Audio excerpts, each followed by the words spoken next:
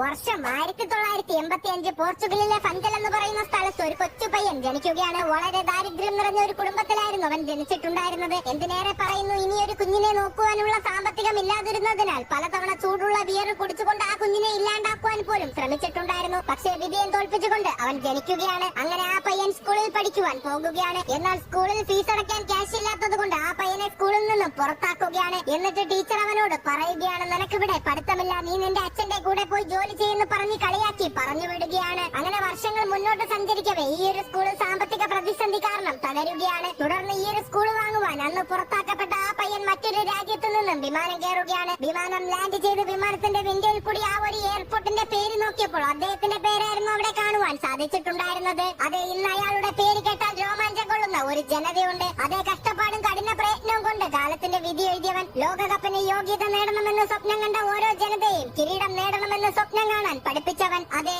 അതവന്റെ മണ്ണാണ്. പറങ്കികളുടെ പീരങ്കി എന്ന് വിളിക്കുന്നത് വെറുതെ അല്ല. ഫുട്ബോളിന്റെ ലോകത്തിൽ പോർച്ചുഗൽ എന്ന സാമ്രാജ്യത്തെ കെട്ടിപ്പൊക്കിയവൻ തന്നെയാണ് അയാൾ. അതുകൊണ്ട് തന്നെയല്ലേ തെരുവ് തൂത്തവരിൽ നിന്നും ലോക ജനതയുടെ കാൽപന്തിന്റെ തന്നെ മുഖമാകുവാൻ അവന് കഴിഞ്ഞത്.